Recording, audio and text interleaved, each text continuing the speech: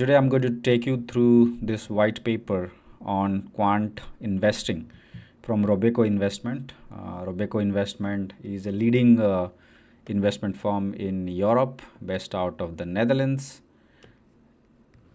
It has clients all over the world, and it has a very dedicated quant investment team, and it's been there for over 20 years. And on the eve of completing 20 years, they have published this research white paper as to what is quant investment, how it works within Robeco, and what are the things that have worked for them, and what are the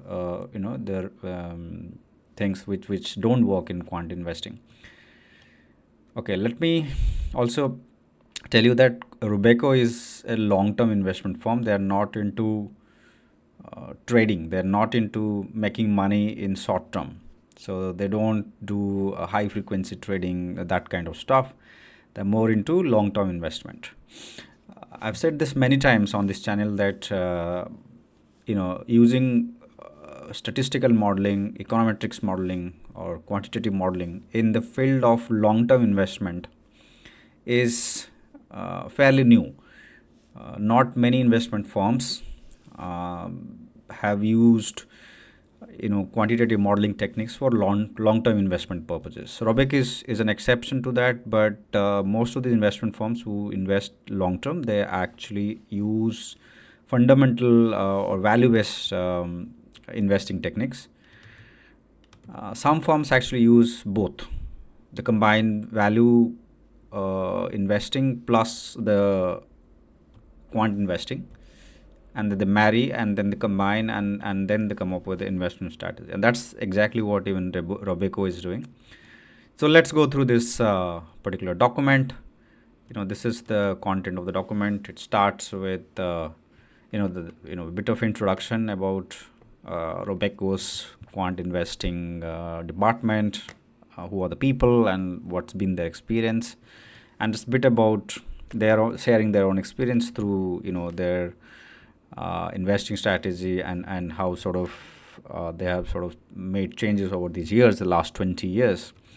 How have they incorporated sustainability, and how have they customized the investing strategies to incorporate climate aspects, and how have things gone on innovations.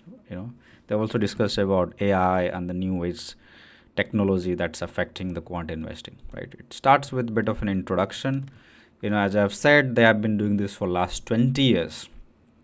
It's quite interesting because 20 years back, most long-term investing firms simply didn't hire quants.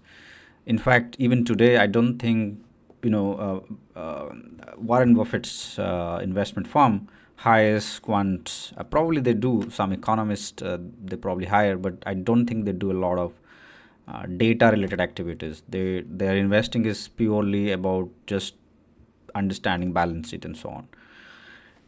But interestingly, this particular investment firm actually started quant investing department, a dedicated department for quant investing way back in 2004 or 5, 20 years back. Right. And as I've said, they're more into quant investing for long term. So they don't completely ignore the value investing or the fundamental investing. They combine both.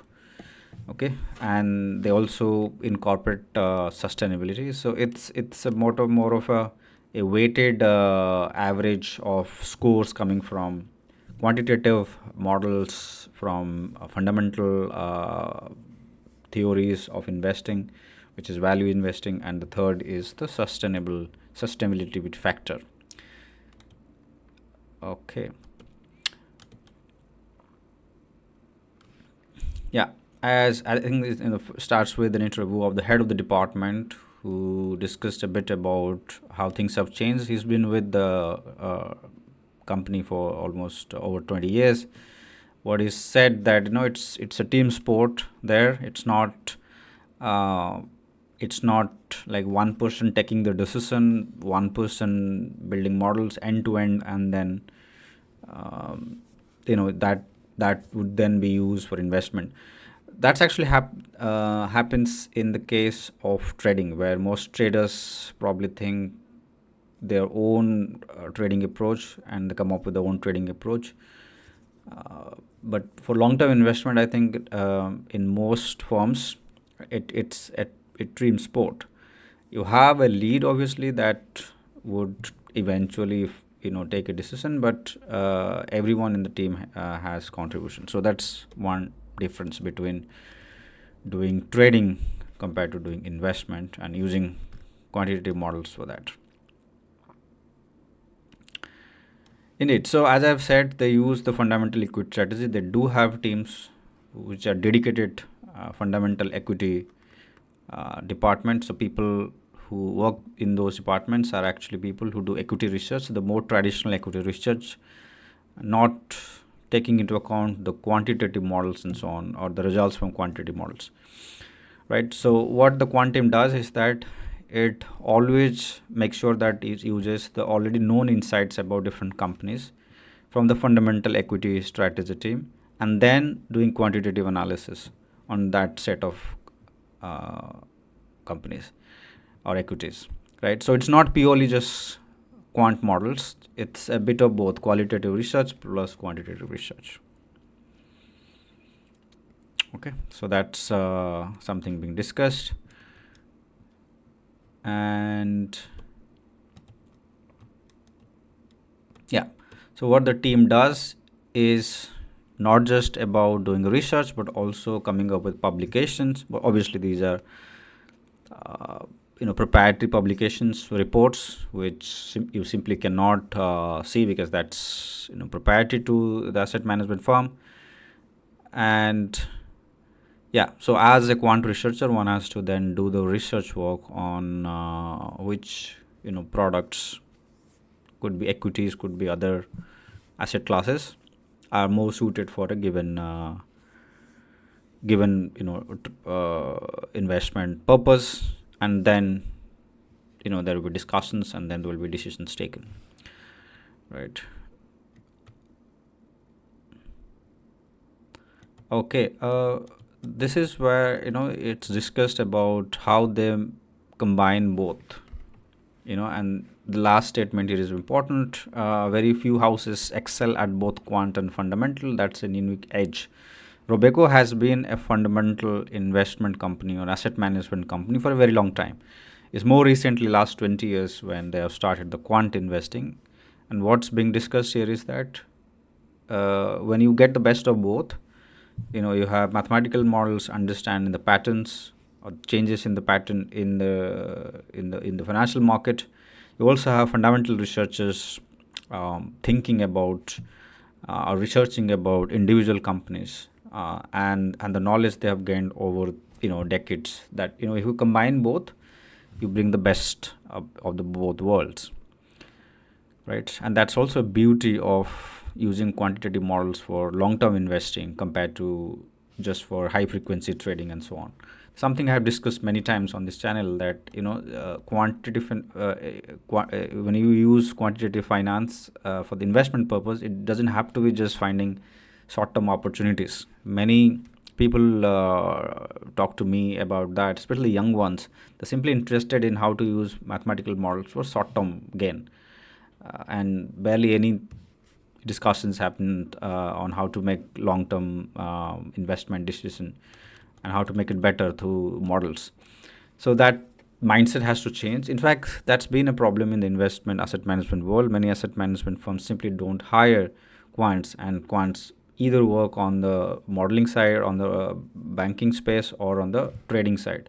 Rarely you will find asset management firms hiring. Well, things have changed now. Now you see BlackRock and Vanguard and many firms are hiring senior quants, experienced quants to lead their quant strategies, and so for the research and other purposes.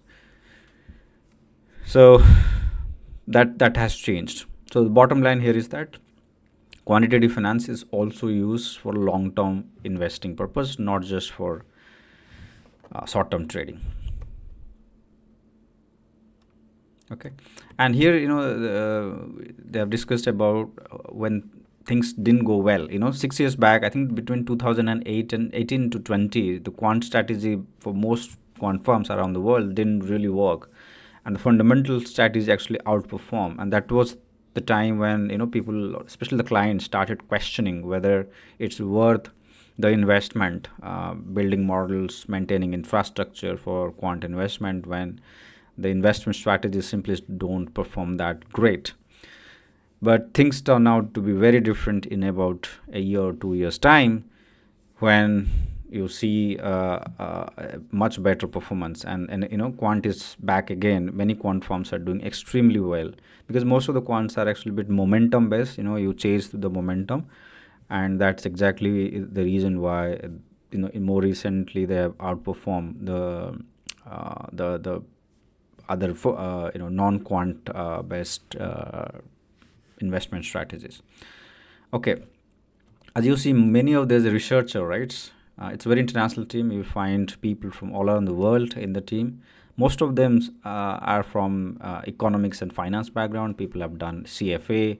Many of them have done PhD in economics or econometrics. I think one or two people have done PhD in computer science.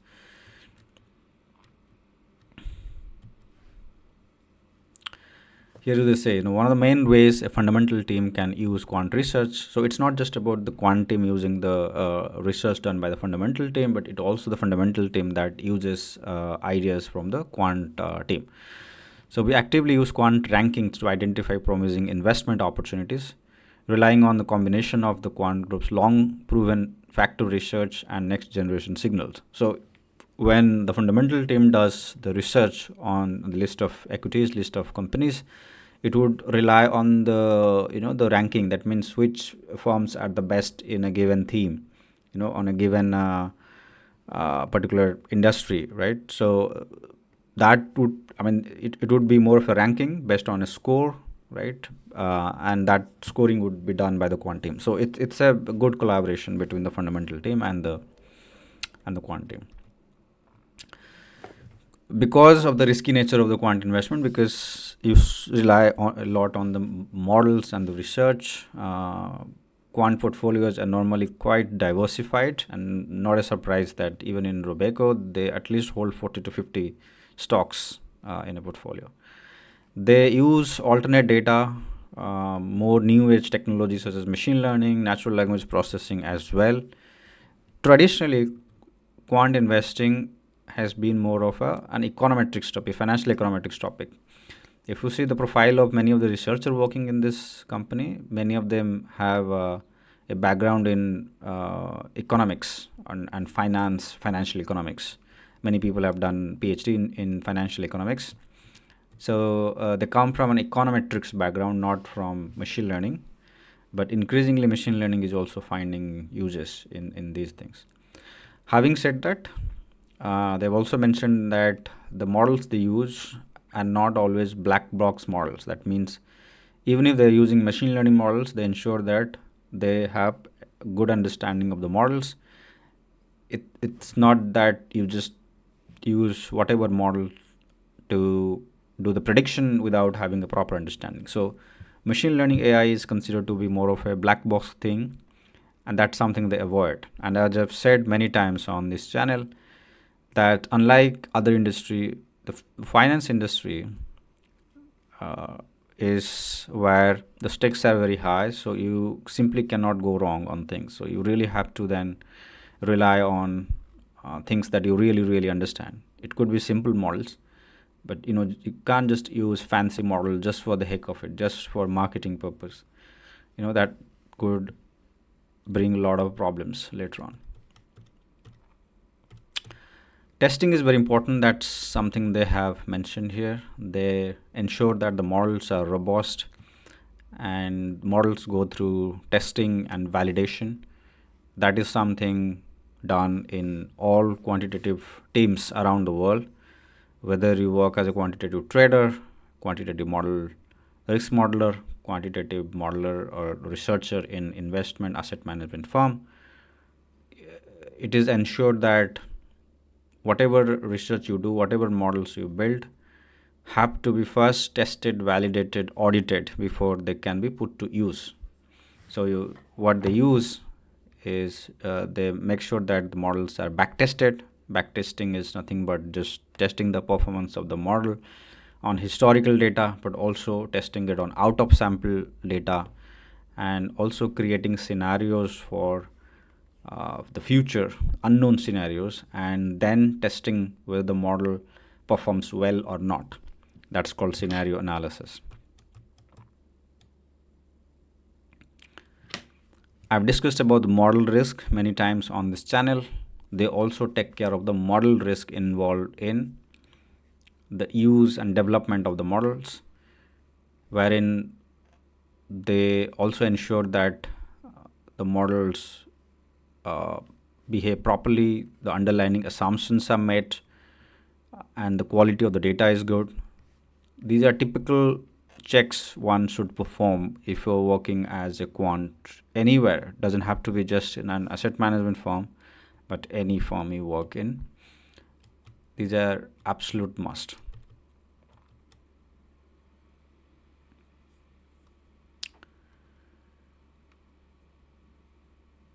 Okay, and notwithstanding the fact that quant research is more about finding a portfolio of stocks.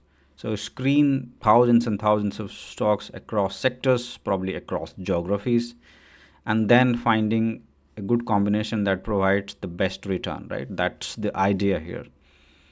But what Robeco does is that it also goes beyond that, and here it has mentioned we now have dedicated trading researchers who scrutinize trading performance and portfolio managers who are deeply knowledgeable about individual stocks. So even though the research takes place on a portfolio of stocks and not necessarily just on individual stock, they do take advice and suggestions from researchers who have deep knowledge about individual stock. And this more about the fundamental investing, right? And when you combine both, you bring the best of the both. What they've said is that they make sure that they strike a balance between academic rigor and ensuring we stay connected with the realities of the market. Most of the people who work in quant investment, they come from academia, people who have done PhDs, written papers, published paper. They have worked as professor probably even for a couple of years. In fact, some of them work as guest professors. So they have the academic mindset. So what they're saying is that they make sure that they strike a balance between being book smart and also being street smart.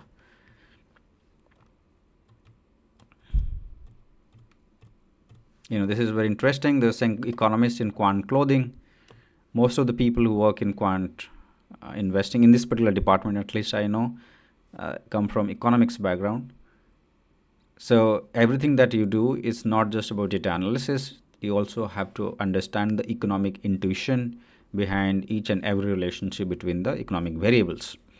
So there has to be strong rationale for a given signal, a given pattern. I mean, it can't simply be just because the correlation is high, because the model says that something is insightful. That's not enough. It has to make sense purely from a economic rational point of view, and that's exactly what it is important. I think the people coming from machine learning background must know this, because people coming from ML background, machine learning background, they tend to ignore the intuition aspect of the pattern recognition, and they fully focus just on prediction, just on this insight.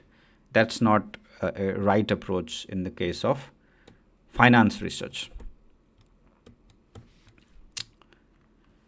And as I've said, it's not about working in silo. They rely on teamwork, and they mention it in the first few pages that quant research in Robeco is a teamwork.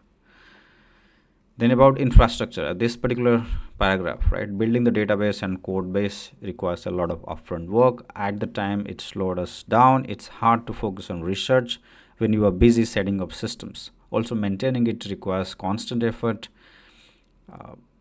meaning few people are available to generate output, but we know it was an investment in the future. Today the platform blah blah blah. So they're talking about the infrastructure they have, and that's where they need quantitative engineers or quantitative developers, people who develop systems for quantitative research. Most of the quantitative research in asset management firms, they are not IT experts. They don't build systems. They write code, but they don't develop end-to-end research systems. They have dedicated engineers who build, but these people also must have some knowledge of uh, quantitative modeling. They may not be simply people who are completely illiterate in quantitative research. Obviously their specialization is always software engineering, but as I've said this many times, but quantitative development is about 80% software development, about 20% knowing quantitative research. Okay, that's more or less. Yeah, and the last part is about how they have incorporated ESG, sustainability, in their research work. This is a very controversial topic because many people, including people like Oso Damodaran from University of New York, they're not fan of ESG or sustainability and taking that into account in your investment research. But what Robeco has done is that Robeco has indeed taken sustainability as one of the many factors in deciding which stocks to purchase, which stocks to hold in the portfolio. So it's one of the factors in their model. Okay, so that's interesting simply because on one hand you care about the sustainability aspect, on the other hand you care about the profitability. Are they positively correlated? No one is sure that whether more sustainable investment lead to higher profitability. That's a question mark. Whether clients even want that, again a question mark. But the asset management firm has decided to go ahead with incorporating sustainability in their models. We began integrating sustainability into our quant equities models as far back as 2010. If there is one thing we have learned since then, it's that investors' belief about sustainable investing are personal and differ from client to client. Sustainability does that our algorithms can create optimal portfolio while taking sustainability into account. So sustainability as a variable, as a driver, is also used in the models built by this company.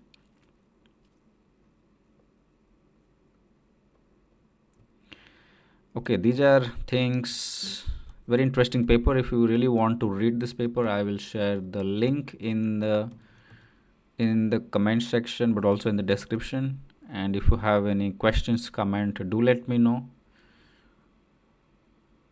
Yeah, they also do all kinds of experiments. I was also reading that when they build models, they don't directly go and use clients' money using the model. They first use the company's own money and see how it works. Once they have some level of comfort, they go ahead in using clients' money. Otherwise they don't do that directly. That's a really good risk management approach, just to protect clients' interest and not to be too optimistic. And in fact, they also mentioned that they strike a balance between being too optimistic and being too conservative, right? And if you're using quantitative investment, sometimes people get too confident about the models without looking at the inherent risk that the models bring. So how do you strike a balance? How do you take that into account in your investment philosophy? That's something they also discuss in this paper. Okay, good paper for people interested in quantitative investment. But if you want to work as a quant in investment firm, in mutual fund, pension funds, this is one really good paper to start. We strike a balance. We explore new ideas in a controlled environment like our incubator, where we test concepts with Robeco's own money. Only when an idea matures do we implement it broadly. A great example of this is our activity of strategy dynamic theme machine. As I've said, it's they do the testing